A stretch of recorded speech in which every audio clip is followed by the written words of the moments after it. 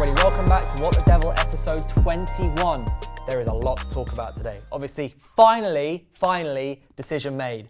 There is a king sat on the sofa just opposite me who is happy to be here, happy to hear it. But remember first, if you can't watch on YouTube, listen on Spotify and Apple Podcasts. Remember to leave a like on the video, comment, let us know your thoughts on everything. And we're just going to get straight dive into Erik ten Hag is staying. There's a lot about it. There's talks of a new contract. There's talks about, Ineos want to give him the trust. They said in the various different reports, it's not just they're keeping him. It says they're the man they want to move forwards with, which implies there's like a longer term plan here. It's not just keep him for a season. It's let him get into the season, new contract potentially. There's a lot to unpack. But Marcel, I want to give you the floor first. I don't know what to do when I get the floor first. I'm overwhelmed. I want to thank my mum. I want to thank, first of all, God. Like you were saying, God is the greatest. Thank you. But I 100% agree with that, actually. But in the sense of, I think Ten Hag and Ineos now, we're stepping forward. As before, it was just Ten Hag. He was coming in with business people, and they kind of just gave him the reins. Now we're seeing it as a decision between Ineos and Ten Hag now going forward. This new contract, I think, is going to be a sign of them two working together. Those like working in tandem almost. And I think this is positive going forward. It's the right kind of direction of travel for the football club. And I'm happy that this is the way that we're going forward now. Obviously, we still have to have demands on Ten Hag and Ineos. But I've always said, we have to kind of have the thinking as fans of Ineos are going to be here for 50 years. So they have to make the right decisions right now in terms of what's happening in the transfer window. That's going to affect the club longer term, but even longer than Ten Hag. We're going to be here for eternity, fans. But, Ineos are going to be here even longer term, and then Ten Hag a shorter period of time, hopefully creating a dynasty of maybe like 7, 5, 8 years, something around that period. I would hope 10 years. But, we're in a very small part of the project / process. And now it's about Ineos. This next 6 weeks is very important in terms of Ineos being able to purchase incomings and outgoings. More importantly than purchasing players is getting rid of players in the next 6 weeks. For you, I've seen like a lot of pushback, from fans who, are not best pleased with this decision from Ineos. That say, I don't know.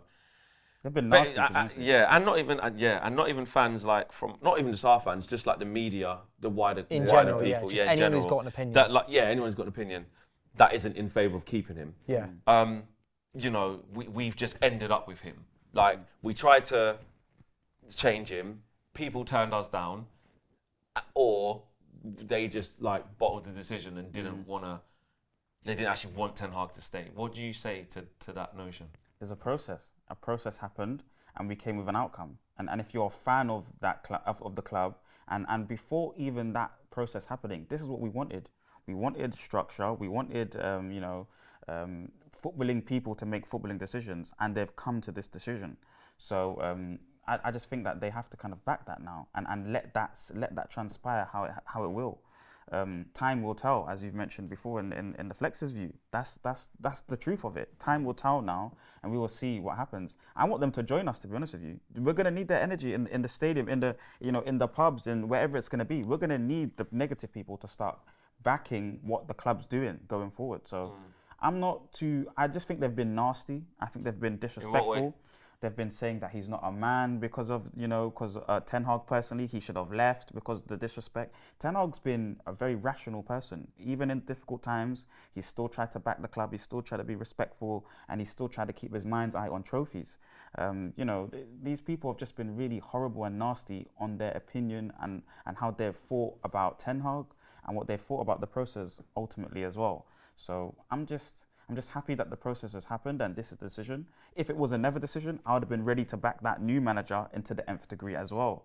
So, but I know that for me personally, this is the right style of football to follow.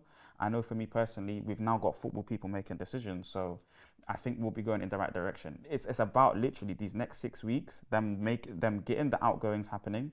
And I think also to break the cycle, we have to let him complete this year. Because then it's a manager's been in the job for 3 years. Judge him, give him the 2-year extension maybe as well, but judge him if you want to sack him at the end or let him complete the next season. Because we're competing. I don't even think we have the first, second, or third best team in the league. Maybe even the fourth in terms of squad flex. That's the thing that kind of does the confusion a bit. Is like we're saying because I was saying that KG sparked this when we did the Flexing KG show, and he was like, yeah, because next year, like, we can't let our standards drop. We need to look to be challenging, like for the league and stuff. And I was like, what?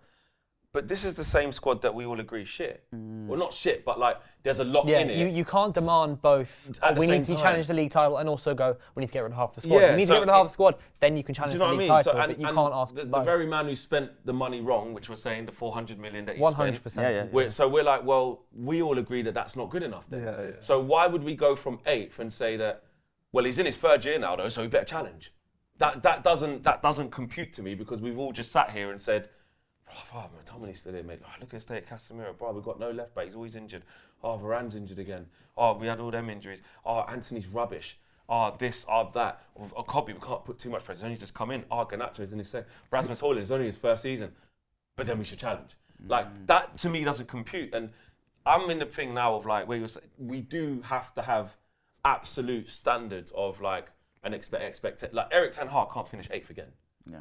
He can't finish 7th with no trophy next year. I think as well with the expectations, it's like a lot of fans will probably say top 4 for next season is like a reasonable target. That's reasonable. He must challenge for the league. Yeah, but and also saying top 4 isn't a bad thing.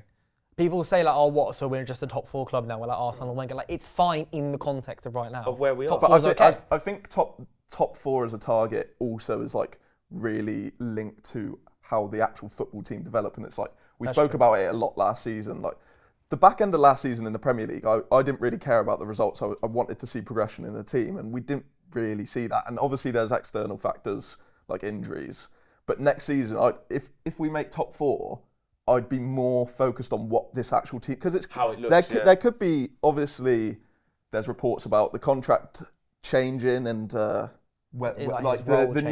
new style that Ineos want to implement. So there might be changes to what Ten Hag is actually putting on the pitch. But I think ultimately there's got to be big improvements from him. But I'm glad, to be honest, I'm kind of glad to see him get the chance to try and show that he can build this team into something. It sets I think, as saying what you said, Marcel, earlier about, what they do now is going to have long-term effects. I think it does set the tone a bit about the Ineos. For the best will of the world, like, some people are complaining that the process maybe take too long. Like, the FA Cup final was almost like 3-4 weeks ago now. Yeah. Like, it's taken them ages to make this decision. And the reports from Athletic and everything saw that they were thinking about things before the FA Cup final finished. So it's taking you 2 months to make this decision.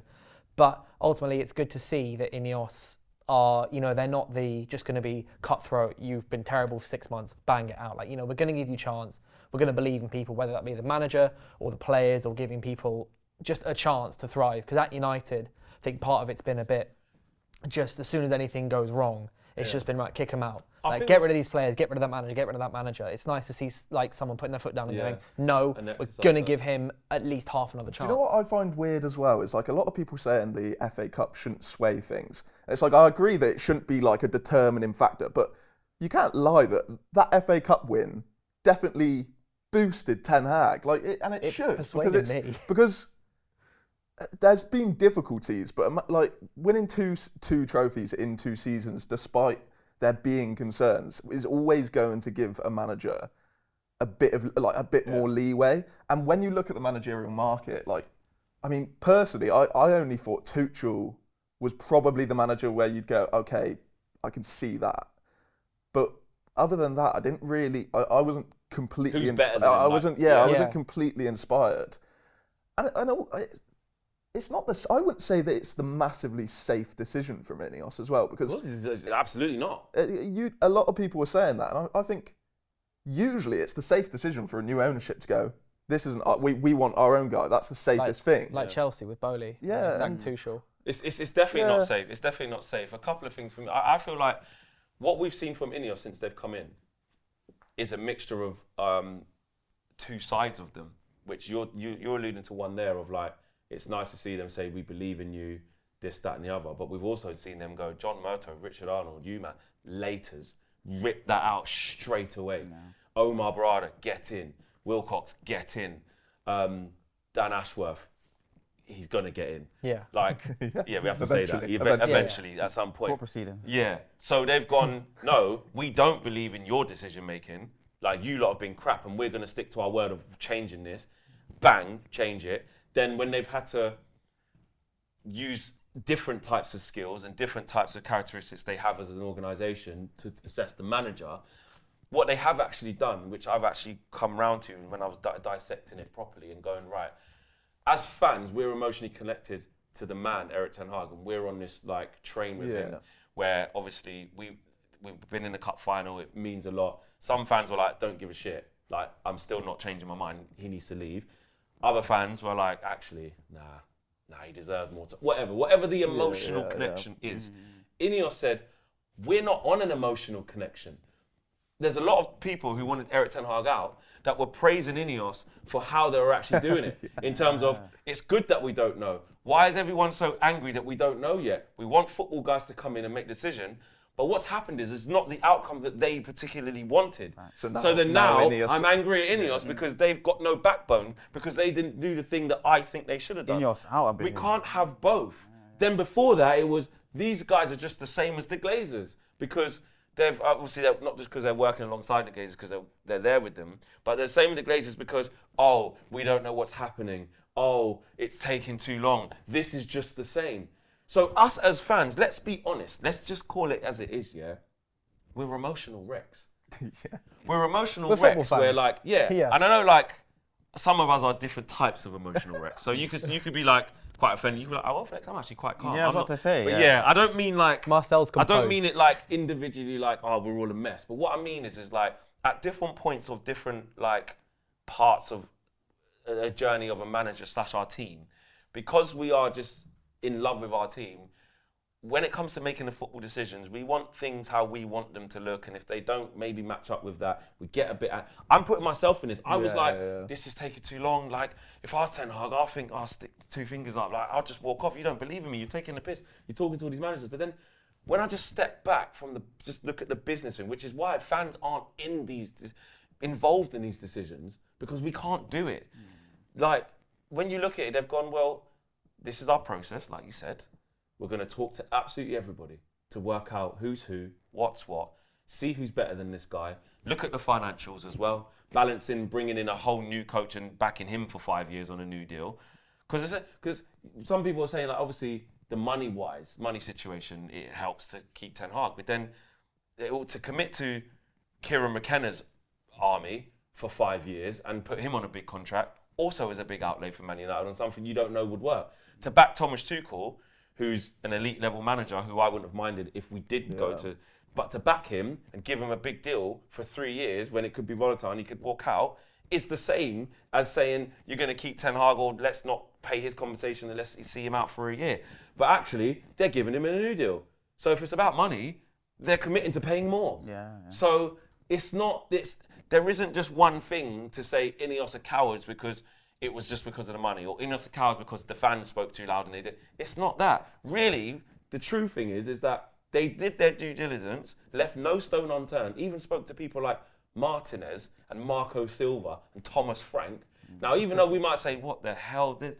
But really what they're saying is, no, that just shows us the scope of what they were willing to look at. So you can't accuse them of not taking their time, really looking at this thing. And the answer, which some people don't like, was that they went, we're staying with this guy.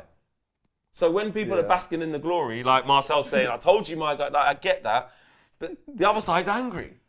Because he's still there. And there needs to be like there's no middle ground in football fandom, is there? Because ultimately, like my assessment is that he probably deserves this, but also he's got to show like major improvement. And it feels like no one actually mentions that. It's either like he's the best manager in the world or the worst manager in the world. But and speaking about Ineos kind of being cowards, as some have put it, like they wouldn't be going for this new contract like we've discussed, because this new contract is going to adjust Ten Hag's role.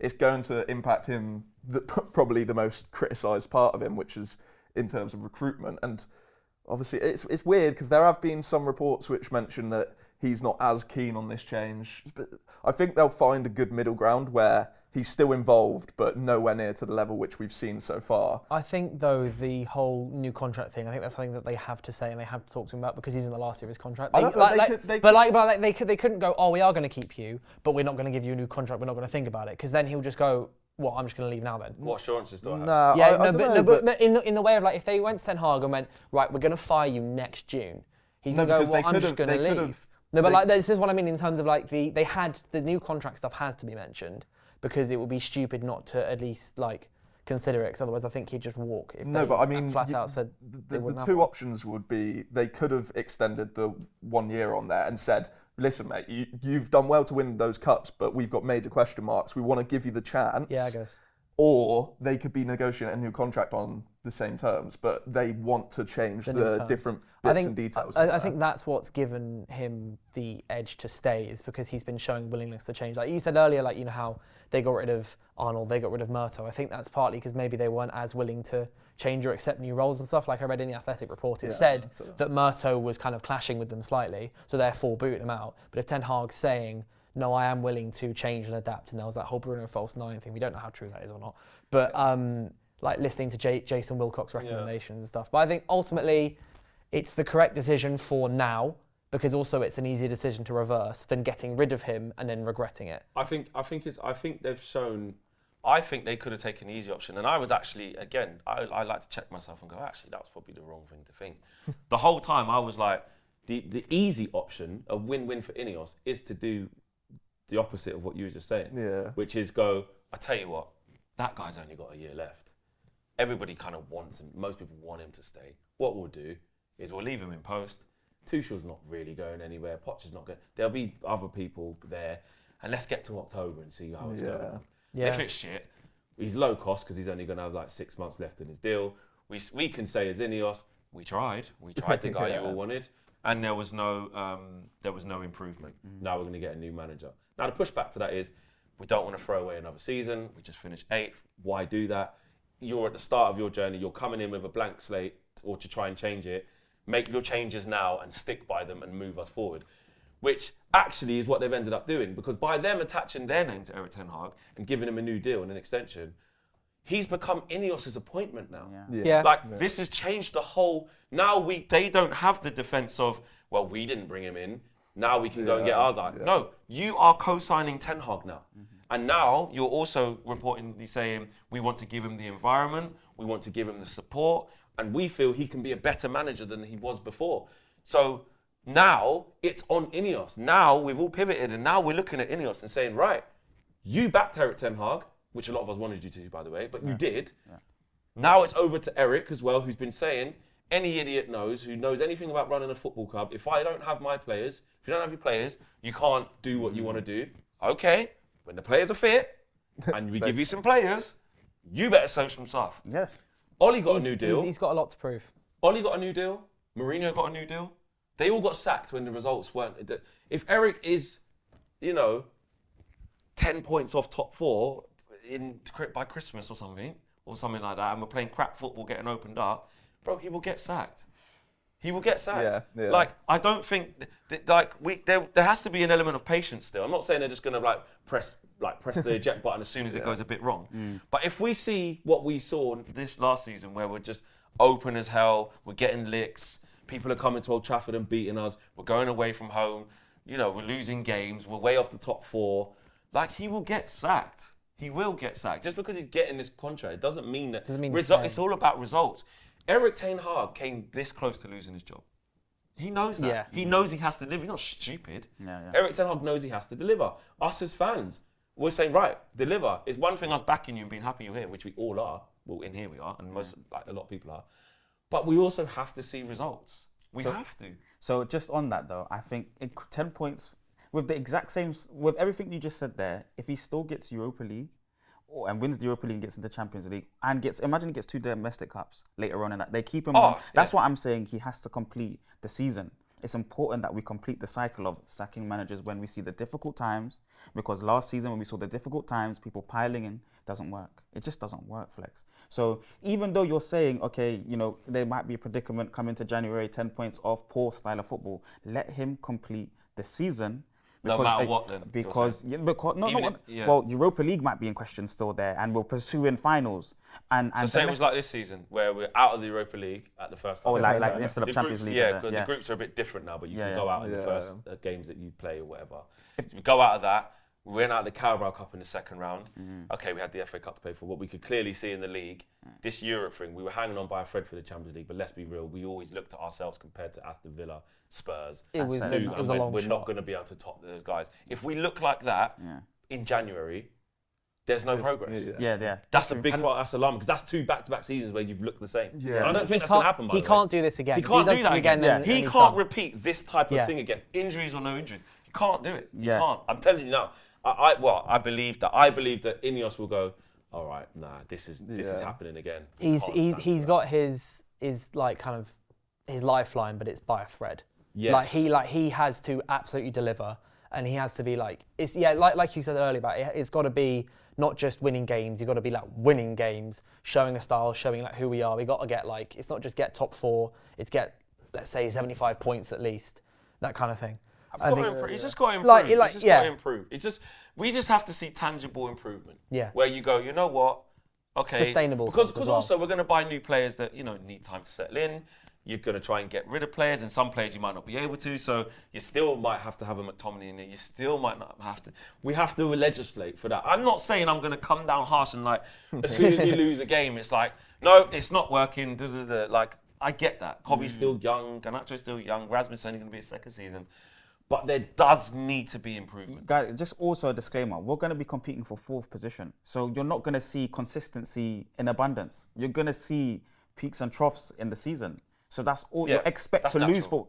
I'm not saying he's got to get 100 points. Got to be invincible. But there's there's just got to be like kind of we've got to like show. But yeah, it is consistency though. It's about consistency in your performances and what you're trying to do. Because like the issue we've had for so long is we're playing this game like this, and then that game like that, Exactly. and then we're playing this game like this, and then this game, the final gets City, we're doing this, and then you want to play a false 9 here, and then suddenly, and I know there's been all the injuries, so it's hard to do that. But it's just if there's an identity, then I think people will be happy. See, I think Dylan, I think it's going to change where Wilcox is going to invoke something completely opposite to what you're trying to say. I think it's going to be, different horses for different courses in every single game. Once he has his people, but Wilcox, the whole point of him, one of the major things he is now saying is, or he's saying, but it's being said about him, is he wants a specific, like tangible style of single model of play that we stick to. So Jim, they've told us.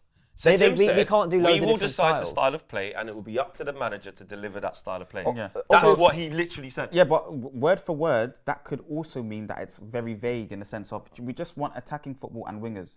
You can change 2 up front, 3 up front, 10 up front. You could still change what you're seeing, but we want them playing on the halfway line, attacking. Do you know what I'm saying? Yeah. So it can still be extremely vague what we're trying to deliver here. But the way that Wilcox now wants you to play all players behind, we're playing against City, it was counter-attacking football. Do you understand? But I don't think that's bad against City. Yeah, but that's what I'm going to say. We have to change it. I think there will be like a developing game model for 85% of games. That hopefully, I think that's how they should work as well. Because I'm not an entire fan of trying to go toe to toe against teams like City at this current moment because you're playing into their hands, whereas United need to find a way, and no one complains about that. No one is going to complain if you've got 30% possession against City. The problem is when you've got 42 against Brentford at home, and like the Sheffield United, and not even possession wise, because obviously some teams can control the game out of possession, but a lot of times last season you looked at United and you went, obviously injuries, obviously excuses, but you looked and you went, what on earth are they trying? They're still better than that. What on like earth that Burnley one when we was arguing in here. That Burnley one, right? When we just lost our. Well, I did. I was very calm. You was very calm, but like I still think like if we're just rational about this, right, and calm about it, there's an element of like, don't be stupid. Don't expect them to go toe to toe with City and try and get 90 points. Like, let's stop being silly.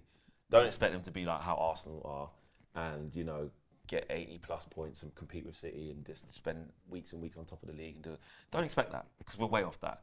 But what we are allowed to expect with the squad that we do have and the improvements we will make in the summer, we will make improvements to the squad in the summer.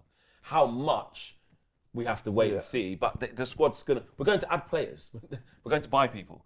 So once we've done that, we should be allowed to go, next time who's the newly promoted? When Ipswich come to Old Trafford, I don't want to see Kieran McKenna outdoing us with us struggling to get a kick of the batter them. ball. Yeah, when Fulham come here next, I don't want to see us on the struggling with loads of gaps in the midfield. It's at Old Trafford as It's well. at Old Trafford, Because the 100%. first season under Ten Hag, it was really good, the Old Trafford record. yeah. And I think that is such an important part of the 100%. season. So we such can't. an important part. We are within our rights to say no. That can't happen again, bro. When Southampton, who have just come up, when we play them at St Mary's, or when they come to us, or when Leicester come here, they're not the same Leicester that won the league in 2016. They're a different Leicester. When they come Old Trafford, or when we go to the King Power, we should expect to not see us absolutely struggling, raining shots, like when we played at the Brentford, raining shots. When we played against Bournemouth, there should have been about 4-0 up, but we shouldn't see that. I think we're within our rights to say, right, we shouldn't be challenging for the league and getting 90+ points, but we also shouldn't be seeing that shit. Yeah. Yeah. Yep. There's a middle ground in Yeah. there. There's a middle And ground. I think just on the topic of records and everything, I've got a game.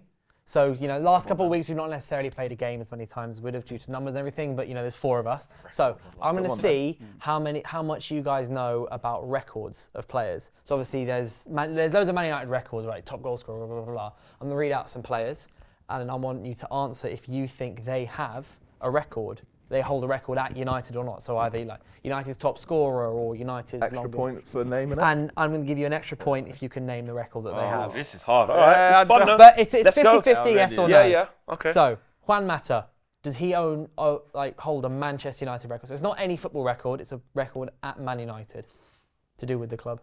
He's not obviously going to be top scorer or top assister at Man United. This is Never things like they never lost an away game or something, which it's not Are that they- far. are they rogue They're not ones? that rogue. It's Theirs not is gonna be- slightly rogue, but nothing Right, ridiculous okay. like that. Free kicks. It's like bona fide statistical records. and they don't all have records. No, do they have? Does Because the it player could be have a like record or every not? game he's played in on a Monday, he won. Man No, United. no, Like, do you know what I no, mean? no. It's hard. I'm not that hard. You're right. I'm gonna Well, say. I am. I'm gonna say no. You Yeah. say no, Marcel. What are you saying? I'm going to say no as well then. You're all correct. Yeah. It's no, he doesn't. So Yeah, 1 point love each. matter, but he Yeah. doesn't really stand out No. in Second one one, aspect, does he? Chris Smalling. Yes, he has a record. So you're saying yes? Yeah. I'm gonna go. I'm gonna I'm go. going to say yeah. So you're all saying yes? Yeah. I feel like for He some does, reason, he does have a record. Does anyone know what it is? for some reason, I feel like it's got something to do with his goal at the Etihad. It doesn't. Can I add Doesn't. something? I don't know what it is, but it's something to do with him being semi-pro or coming from the non-league It's not upwards. that, no. Oh. Is This it is that specifically to do with he's United. won when he's played in the finals? He's won? No, it's that he's played the shortest ever appearance at United. 11 seconds. Ah, Oh, Jesus. I've never got Flipping that. hectic. How was it? We got Right, no next chance. one. But we did it right, Cristiano Ronaldo. Of course. yeah. Yes. Yeah. Of course. And what's the record? He's a bagsman. He's free Uh, kicks. That's wanna his say- record. He's a bagsman. There's one bona fide record that he holds for United. He's not the only Ballon player to d'Or. win a Ballon d'Or. No. No, Is he the youngest United player to win a Ballon d'Or? Might- it's he- very. Well, he probably is that as well. Yeah. Oh, step over record. Something to do with step over. No, it's not that. Most It's most something. headed Most- goals It's not most goals in a in one single season. campaign. In one is it? Premier League season. Most goals in a league season. Yeah. Yeah. I thought League Van one. Nistelrooy though. Yeah. I No, wasn't so sure. in a 38-game league season, Right, Ronaldo's okay. got the most with Yeah. 31. That last one before Wow. he went. 31 and 38. Wow. What a player. Yeah, wow. Next What one, season? Daley Blind. Does he hold a record at United? He's a technician. No. Yeah, I'm gonna that's say what yes. I'm gonna go with no as well, actually. It's no, he doesn't have a record. He seems He was, like he was the just thing- I like a kid. Well, he'd have a really rogue one. Yeah, I Nah. thought he just seems like a player who doesn't have a record, so I think he does. Yeah. He's a trick one. Next one, Bobby Charlton. Of course. Yeah. So we know he did have a record. Does he still have a record? He doesn't No, have because Rooney the. took it. Yes, he does. He's It's sort of- appearances. It's something to do with appearances. Not to do I with feel like appearances. I'm gonna say no because I feel like the main ones which you've mentioned, I don't think. Actually, he's won a World Cup. He's the only Man United player to win a World Cup. Yeah, but I don't think he's done that. No, he's not. He's not. I feel Sandro like Martinez. I feel like appearances and and Four. goals. Okay, so that's wrong. He obviously does hold a record he at the must, club. Yeah, but he does. He does hold a record. Yeah. It's not the Okay. most It's, appearances. it's, That's it's, it, innit? it's a more niche one since Rooney took the other one. Sick. I'll tell you. most left-footed goals. No, most he right-footed goals. holds the record for the top scorer in a season with the fewest goals. Oh, that's That makes insane. Oh, yeah. That's What? insane. Which is, and do you know what the number is? 11. Hilarious. Wait. Let's see. 4. So basically, what were you? Did it say the year? Huh? Yeah, Yeah. I've Six, got when was the it? year. It was 72, 73. So in 1972, 73, basically No scores. hardly any score. I reckon he finished top scorer with like 4, 6, 8. nah, that's got to be double figures. Oh, okay, good. I'm gonna say 10. It was 6. No way. That's mad. Imagine watching That's that. Imagine incredible. watching that Man United team. Bobby Charlton Six scored goals 6 was the goals top in the scorer. He season. got golden boot for 6 goals. But everyone else Well, must have this scored is 4, 3, in the 3. squad, yeah. Yeah. So yeah, Mad. no. So like Rasmus 16 this season, we Not thought that bad, was not bad. bad. Yeah. 6 is outrageous. Oh next wait, no, one. sorry, it was in Man United's team. Man that Yeah, year. no, in the Yeah, I thought squad. you meant the league. No, That would've been not mad. the Oh, I whole thought in the bro. league, yeah. No, He I came said just in our in team. Man United. No, in Oh, Man sorry. United. But next one, Robin van Persie. He's a bag To fan as win a well. title in your first season. yeah. Yeah, that's a good record. He doesn't know. Oh. More players have done that than just him. For United? Yeah, maybe. yeah, Yeah, there'll be a lot. maybe, yeah. Um, New signings come in, they win. So hard to think of a to record. get the golden boot in your first season. Yeah, No. maybe. He's got a record. He's got a record, though. So you were saying he has a record? Yeah, that's correct. I bet he doesn't. No, I don't. He doesn't. Oh. Yeah. He's got a record for sitting down Arsenal fans and making them Yeah. give him a guard of honour. Most Yeah. Arsenal fans made cry. Yeah. Okay. Number 7, Eric Ten Hag. yeah. Does he hold the record at Unfortunately. United? Man, there's a negative ones, aren't there? Yeah. He's No, he definitely was, got a record. Oh no, because it was the first manager since Sir Alex, so that doesn't count. Does he have a bona fide record? He's got to Yeah, he He's does. got to. He does. with some of the records. Kane, what are We you broke saying? bare records. I mean, I think, yeah. Most defeats we've had in a season. That's Yeah, it, see? yeah. Yeah. Man. Most defeats Was it in the league 13 season, or 14? Yeah. It was 13, 14. Just a Low record. lows, precursor for high highs. So are we saying at some point Ten Hag's going to win the treble yes. at United in the next 10 Potentially. years? Potentially. Marcel called it. Number 8, Patrice Evra. No, unfortunately. I'll go. Do you reckon he's got a record at United? Flex is thinking. So you got a record at United. Games played, consecutive games played. There's not that many French players, fortunately. Trophies hard. won, red cards no. Going through it all. Yeah. It's hard to actually Clean think about it. sheets and Yeah. tackles. How long was he at that I'm club? going to need an answer, yes or no, guys. I'm No. going to say no. I said no. No. I said You no. say? He doesn't have a record, no. Yeah. Yeah. Yeah. Number 9, David De Gea. Yes, he does. Yeah, most. He's not even my biggest fan. I'm not even his biggest fan, but yes, he does. What'd you give? He's got the most In the season. Maybe, yeah. Matt Busby Player of the Year awards, don't Or something like that. Yeah. Goal. Or- He Player of does the have, season. he Get does 3 in have a a row. record, but it's not that. Player of the season award or something. Oh. For the club. He's got the most clean sheets Oh, Oh, that- out of anyone Yeah. goalkeeper. Yeah. What's his name? It's kind of, I was thinking about this, considering that obviously he played in, well, the 10 years he played has been the 10-year biggest turmoil in the last 40, 50 years. 190 clean sheets, Wow. not bad Wow. at all. Wow. Yeah. Wow. He deserves to go on here now. extremely Yeah. high highs. I mean, he's nowhere better than Van der Sar. No, sorry. Michael, but yeah. he could be on. And last one Yeah, is yeah, Andre Onana. Yes. Probably a bad one. But yeah. Yeah. in his first season to hold a record already. Something to do with progression of passing. No, it's not that niche. Conceded the most, isn't it? Yeah. Most goals conceded in a single league season. Jesus Christ. 58. I mean, Low to be lows, fair, precursor for high highs. you can't blame him for the Premier League stuff, I don't think. Champions League, take him. Champions He League was stuff is facing his about fault. 30 shots every game, but Yeah. still ain't great. I remember, is it? yeah, so on and on. I remember we spoke after the Crystal Palace game where you pretty much said you think he's just not the one for United. Do you still think that? That he's just not the guy for United? I just feel like, and I actually proper like him as a character and a person and that. I just think that when the team gets better and he doesn't face as many shots, he'll go a bit more under the radar. But he'll always have that boo-boo in him. Like he did it even in the FA Cup final. Like, that's what I he was gonna played say. well, caught the ball, was brave. The things that De Gea wouldn't do, kick him with both feet. But then that goal to even make it nervy, he did it again. That shouldn't go in the net. Like that can't go in. And I just feel like every 8 to 10 games, There's going to be he's something. gonna The, throw one the in. problem is though, as well, at the same time, is once we hopefully do see the passing side of him, he's meant to be like one of the best in the world in that aspect. Yeah. So you're gonna weigh it up. So you're gonna go, okay, he'll make these mistakes every now and then. Yeah. But we're gonna. It's the same argument as Edison, because Man City fans over the years have said the same thing Still with a bit him. dodge sometimes, and, but and fantastic. yeah, on his feet. they take that negative because the positive on It's the other side is so yeah. good. We need to be in that position because his fundamentals are never going to be like. They're never going to be amazing. That's exactly what it is. Yeah. You've said it for the longest in terms of his mechanics, in terms of saving the ball. Just game by game, it's just not top level. So that is an issue. Transfer window's opening soon.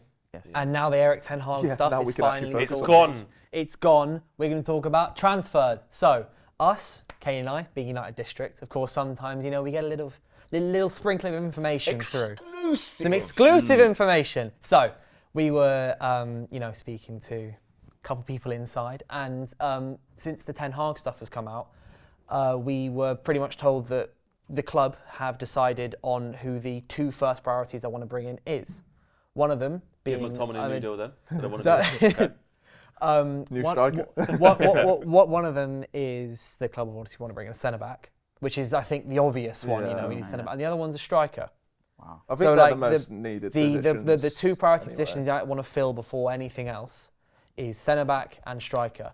And there's been a lot of there's discourse over the striker. Who should we get? Because there's reports linking us to that guy Beer in the German league. There's Xerxes, I think you say his name. Tony. Yeah. Ivan Toney. There's I championed Ollie Watkins last week. He's still my favourite choice.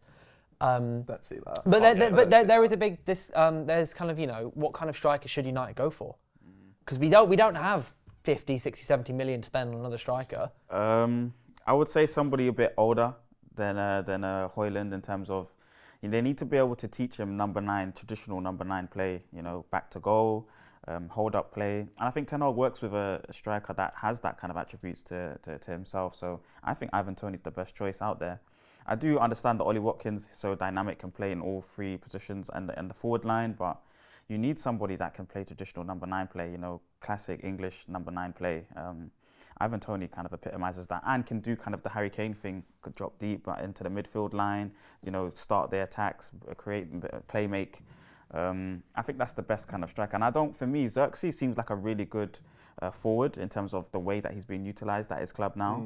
But and he's really intelligent. But I don't want someone to stunt Højlund's growth for me. I think he's going to become an absolute monster. That's the thing I have about Toney, though. Try and find a way to put this nicely. I don't think Toney has the humility to play the role that we would want whoever's coming in to play. I think if Toney was to come in, he wants to go, right, I'm the starting striker. I'm playing 50 games a season, blah, blah, blah. Yeah. When realistically... But he would think that because he's better than Højlund. Yeah. But if United want to focus on Højlund and if the idea of being a striker is to benefit Højlund, then I don't think Toney is the type of character who can play that role. Well, in terms of would he want to play second fiddle at this stage of his career, the whole point of him leaving Brentford is to go and be that. That's why I said if he went Spurs, he could just be the number 9. Yeah. If he went maybe even Chelsea, he might even be able to be the main guy. But here's the thing I think though. I think I want to come away from Rasmus has done okay, so we should center everything around him, and we shouldn't bring in someone who might play more than him because it might develop. No, this is Man United. At the same time, he's come in as a young kid, and he's 20. We've seen him be rinsed beyond measures where that should not happen. Let's not get it twisted with what Rasmus is right now versus what he isn't. For me, I think he's a good up and coming striker. He's got some great qualities. He knows where the goal is, can score various types of goals, left foot, right foot, tap-ins, you know what I mean? I really like him. I think he's going to be excellent for the future. But if he has to have a season where he doesn't have 30 starts and has 15 and learns off somebody else, fine. I don't think we should see that as that's going to stunt his growth. He's a young kid who's come to Man United. He's a Man United fan. He loves the club. He's not going to be I've not played as much as I did last season. I'm off. And if he does think that, then we're Man United. It's the wrong guy. I think whoever it should be who comes in, whether they're younger or older, I just think it just should be playing for the shirt, who's in better form, who fits in with the team. You learn off each other, you bounce off each other. We used to have a big pool of players to choose from. we shouldn't just be fixated on like Rasmus is the guy, and we backup. still want him to play 38 games. So really, we want him to start all the games, and whoever comes should only come on for the last 15 minutes because we want Rasmus to be the main guy. No, I'm like, no, let's have 2 wicked strikers, 2 sick strikers where we're like, who should we play today? Who's in better form? That's what I want us to have. One thing I was thinking is, with the striker signing, I think because last season, a lot of Højlund's troubles, while obviously he's raw and he's got a lot to improve, a lot of it was also just going, the team needs to improve. And we've seen that over the past few years. So I think Ineos and United might also have an eye, and I think personally I would, where you'd go, okay, obviously you need someone there, but also you build the team to then get the striker to scoring goals. Like I think Arsenal, you could argue Arsenal don't even have like a proper world-class striker yet, but they've got and annoyingly, when they get that person, if they do, it's just going to click like that because they've got the whole setup around the striker. So I'd really we all know that United don't have an endless budget this summer, unfortunately. So we're going to have to make adjustments and make priorities. And while the priority is of course getting a body there, I feel like they've got to get a balance between going, well, we can't get someone for cheap who's just not going to help out at all, because Højlund can't be relied to start 40, 50 games. And he could do with, like Marcel said, that learning from someone maybe a bit more experienced. But at the same time, I don't think you can warrant spending 60 mil on Tony or whatever to improve the team overall. Like, you might get a few more points because a striker wins you points, but to improve the team overall, I think they need to focus the main part of the budget elsewhere, in my opinion. And also we need to raise funds. Yeah. So selling we need to raise signings, funds, man. And it's the thing, we need to raise funds. And the final thing I was going to touch on is guy on the screen looking incredibly sad. I know, that's a crazy That's a crazy image. Crazy picture. We were told that the United are 100% open to basically booting McTominay this summer. Like, he's had his highest scoring season at United, 10 goals, 3rd highest top scorer. But now we are like, it's kind of, there are some players who, we're open to offers to the right place, blah, blah, blah. But it seems like McTominay is a player that they're very happy to just push out as one of the team's most sellable assets. An FFP for a player like McTominay who's come through the academy, we all know that it will be pure profit. Him and Greenwood could be really important sells if someone comes in with a reasonable price, because we did see last summer that West Ham wanted him, but United were sticking firm on their price. So it'll be interesting this summer, because if anything, you'd say that he's gone up in value after the last season he's had. And I think if he is to depart, which obviously I think it's a move which would be quite controversial from different opinions. People really want him to stay or really want him to go. But I think a team like West Ham, like, he'd be I think he'd be a really good player for him. I was thinking, like, even I know he's not necessarily a defensive midfielder, but if Fulham are selling Paulinho, I think he'd be very good at a place like Fulham. I know he's not necessarily the same position, but that's a team that could potentially be flush with cash. Or we can offer him in a swap deal. But yeah, I like Paulinho. I think Wicked. He's good, yeah. To be fair, everyone's excited about the signings. I feel like I'm kind of excited to see how we go about this, because I think that's going to be a really telling sign about how quickly Ineos can fit in. Obviously, Ashworth's not in yet, so you've got to take it. You've got to take it with a pinch of salt as well, because he's the main guy. But Wilcox and everyone else involved, if we see players actually go in for reasonable prices and players that we know need to go, the right ones, then I think that's like the biggest tick for me. Yeah, I think McTominay, look, the pure profit thing, if the right money comes in from McTominay, you've got to sell him. But like, as a squad player, I don't know, I still feel, I don't mind him in there just as a squad player. The off-pitch stuff as well. Yeah, like, he gets such it. a good he gets professional. it. But what we've seen though is what we had to do with McTominay this year, which Eric Ten Hag did do a good job of, is just play to his strength. Like, he can't play in a pivot. He can't play deep, setting up. He can't pass. Can't initiate attack. He can't. But you look at they gave him a specific role for specific games. He can do it, and he can get you a goal off the bench here and there. But Man United quality, where we want to be, we need to find a way to move on, and that's part of us being ruthless. And he's a good lad, gets it. I like that he come through the academy and just does his job. He's professional. There's never any noise. He just does what he's been asked to. The bits that he can't do, we'll go, oh, bloody hell, see when he tried to play that pass, Jesus, oh, his touch, oh my God. But like, he's an honest player. Yeah. Like in the cup final, he was, you know, up front as like false nine with Bruno. We played long to him, won some challenges, you know, just puts it about. He just gets it. So, and you need players in your squad that like aren't at the forefront. You don't have to rely on them that much, but when they're called upon, they can do a job. Yeah, and they're the kind of ones that win you titles. That's like Exactly. Solskjaer back in the day was one of those players. Do you know what I mean? So he is that, but because he's the FFP and stuff like that, if 35 million comes in for him now, or even the 40 if we can get that, 'cause like you said, he's had a good season. Yeah. Latest. And if he had the decent Euros as well. Yeah. Yeah. There's sellable. I think this is the summer, the first summer in a while where you do go, like there's money from different places. Greenwood, Sancho, McTominay, and a few others definitely. Yeah, Donny's still got to go. Donny, yeah. Yeah. There's a lot of money Forgot about him. to Hannibal. get from this summer. And okay, very finally, really quickly, we were going to touch on this, but I just want to see who's winning the Euros. Really quick prediction. England or Portugal? England or Portugal? What do you think of Flex? France. England. Kobe Mainu. Kobe Mainu, England a winner are going in some out game. in a round of 16 is what I'm saying. I think it's Portugal. They're going to win. I've seen Ronaldo's somehow still that good. I think Bruno Fernandes. I'd love Portugal to win it. Yeah. I've got them in a sweepstake, so that'll win me about 20 quid. Yeah.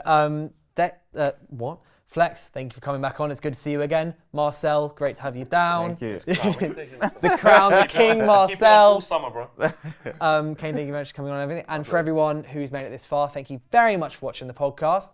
We are here every week, every Thursday. Remember to follow us on socials, United District. Remember to, if you're not subscribed to United View, don't know why you're not subscribed to United View, make sure you are subscribed to United View. Follow Marcel on his socials, all the Ten Hag stuff that he's been putting out since day one. And remember to listen on Spotify and Apple Music if you are out and about. And apart from that, we will see you next week.